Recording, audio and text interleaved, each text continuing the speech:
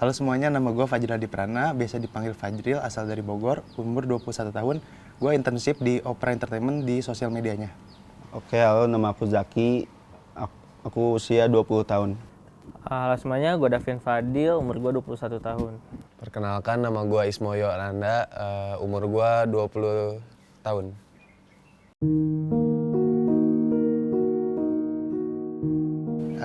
Banyak sih sebenarnya, cuman yang kayak masalah keluarga, masalah sama temen pasti ada juga.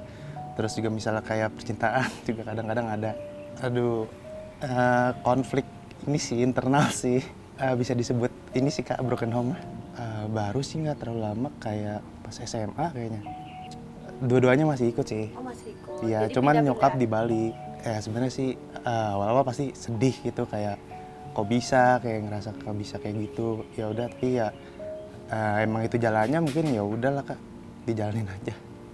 Sebenarnya awalnya tuh kayak biasa-biasa aja, semuanya kayak baik-baik aja, terus tiba-tiba kayak nyokap cerita gini, terus ya udah akhirnya ngobrol semua sekeluarga, udah diceritain semuanya. Aku anak pertama, adik aku satu, umur 18. Adik juga kayak sedih sih awal-awal pasti, kayak nggak nyangka juga Kak, kaget lah. Sebenarnya sih baik-baik aja semuanya, soalnya kayak dari dulu juga kayak nggak segitu deket sama kayak orang tua ya, jadi sampai sekarang juga masih kok ini sama orang tua, hubungan baik-baik aja. Kalau ayah itu di apa ya namanya, kayak biro periklanan gitu. Kalau ibu pensiunan. Oh udah pensiun. Udah pensiun. Iya, kalau ayah ada di rumah 2-3 tahun kayaknya. Ya, terima kasih udah jadi ayah yang hebat. Terus kalau buat ibu? Sama, selalu menguatkan, memberi semangat, mendoakan yang terbaik. Itu aja sih Kak. Sebenarnya sih kayak nggak terlalu berpengaruh sih Kak, kayak jadi biasa aja. Mungkin pas masih bayi, waktu umur 6 bulan. Waktu umur 6 bulan, jadi kan bokap nyokap sibuk kerja di luar kota, dan gue sendiri diurus sama nenek sama kakek. Nah di situ posisi waktu itu pernah emang sakit parah, panas, demam tinggi, dan hampir meninggal. Di situ dokter bilang keselamatan yang mungkin bisa ditargetin mungkin sampai 30-40%. Dan di situ posisi yang nemenin gue itu nenek sama kakek gue sendiri. Gue diceritain pas gue ulang tahun di umur 17 tahun, dan mungkin itu nyakitin sih buat gue sendiri. Kalau gue jujur, sampai sekarang gue gak terlalu deket sih sama orang tua. Lebih ke deket sama nenek kakek. Kalau buat ngobrol-ngobrol ya mungkin kalau misalnya gue habis dari luar kota terus balik ke Sukabumi, ke rumah gue, ya mungkin kayak salaman, tanya kabar gitu-gitu doang sih. Jujur sih sedih, tapi ya udah lewat kan. Terus juga gue juga udah mungkin pas di umur 17 tahun itu kayak ya udah deh, bodo amat. Yang penting gue udah hidup sampai sejauh ini. Alhamdulillah gak ada hambatan juga. Mungkin ada beberapa, tapi ya udah gue jalanin aja. Paling gue cuman bilang terima kasih aja sih, udah mau ngehidupin gue sendiri gitu, biayain hidup gue sampai sekarang ini. Ya mungkin gue tahu dulu bokap nyokap sibuk sama kerjaan di luar kota, yang kurang dekat sama anak-anaknya, sama kakak gue sama adik gue. Kebetulan pas mereka udah beres kerja, adik gue sama nyokap bokap dekat gitu. Gue sama kakak gue doang sih yang emang kurang deket gitu mungkin. Tapi ya gue sama kakak gue juga berusaha buat kayak istilahnya pendekatan ulang, tapi ya emang sulit juga sih di guanya sendiri ya, di gue pribadi, buat ngobrol kayak lebih intens.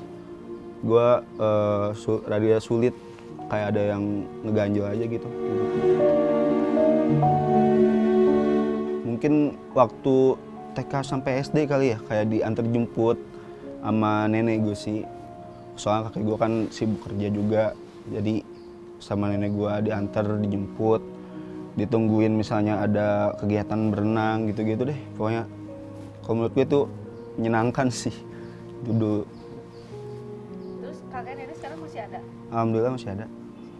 Oh, kalau buat kakek nenek ya semoga sehat selalu deh. Pokoknya terima kasih banyak udah ngurus gua dari kecil sampai sekarang juga. Ya pokoknya gitu deh.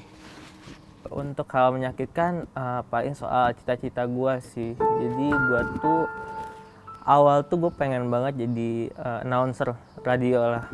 Jadi selama proses itu gue tuh selalu mengasah kayak gue bikin naskah, bikin segala macam yang berhubungan dengan announcer itu. Sampai suatu waktu gue tuh nge-apply ke salah satu radio swasta yang pasti kalian tahu kalau gue sebutin.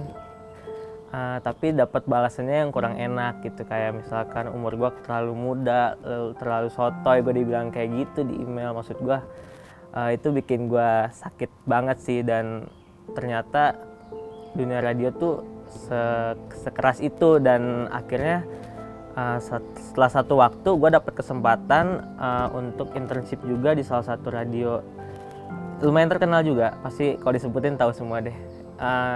Dan gue lihat cara kerjanya gitu-gitu. Gue lagi-lagi gue nggak masain apa-apa ya, tapi gue cuman kayak kecewa aja. Ternyata selama ini tujuan hidup gue mimpi gue pengen jadi announcer itu ternyata nggak sesuai sama gue, nggak sesuai sama diri gue gitu, lingkungan kerjanya gitu. Itu sih yang buat gue sedih. Maksud gue kayak yang selama ini gue perjuangin tuh ternyata nggak sesuai sama gue. Itu aja sih paling yang gue sedihin. Yang nggak sesuainya itu kayak misalkan soal lingkungannya sih. Ternyata radio itu dinaungi oleh beberapa bos-bos besar lah, dan ternyata tuh kemauan mereka tuh banyak yang susah untuk kita kabulkan gitu. Maksudnya terlalu berlebihan gitu. Jadi mungkin untuk gua sendiri sih gua nggak bisa gitu. Jadi itu sih yang bikin gua mungkin Contohnya? sedih. Kayak misalkan gua itu harus setiap pagi harus buat dulu nih ya, maaf nih radio yang dulu gak pernah. Gua tuh jam 7 pagi harus udah bikin berita tentang satu kota, harus ada 5 gitu. Maksud gua kan untuk jam 7 pagi sendiri harus update kan, kayak gimana ya, sebenarnya itu tantangan sih iya, tapi maksud gua kurang masuk akal aja. Mana ada berita yang upload jam segitu, dan masalahnya kalau enggak lumayan juga dibentaknya gitu. Gue sih baik lagi pengennya jadi mungkin konten kreator aja kali ya, yang aman-aman aja gitu sih paling. Bos, keren bos. Cukup sih gue gak mau dendam. Ada sih, apalagi pas gua ketika SMP gua dimasukin pondok sama orang tua gua, dan di situ gua banyak masalah, terutama masalah sama kakak kelas. Dan di pesantren itu tuh senioritasnya kenceng banget, jadi hampir seminggu tuh sering berantem lah sama kakak kelas gitu. Dan di situ benar-benar susah lah buat ngadu ke orang tua terutama, dan juga ke penanggung jawab di sekolah itu. Mungkin pas gue SD sempat ada beberapa masalah pas kelas 6 ya, pas di sekolah kadang-kadang suka nakal gitu. Awalnya ngomel, ngebantah ya, tapi di situ gue pengen coba dulu rasanya sekolah kayak gitu. Paling sering sih dipukulin ya. Tapi sebelumnya lo kayak melakukan kesalahan? Sebenarnya melakukan kesalahan, tapi seharusnya nggak digituin, harusnya ada hukuman yang lebih pantas. Tapi namanya di sono senioritasnya kencang, jadi dipukulin dulu biasanya gitu. Kayak kabur, nggak sekolah, lompat keluar lah gitu. Itu sih paling sering. SMP doang. Yang gue dapet sih,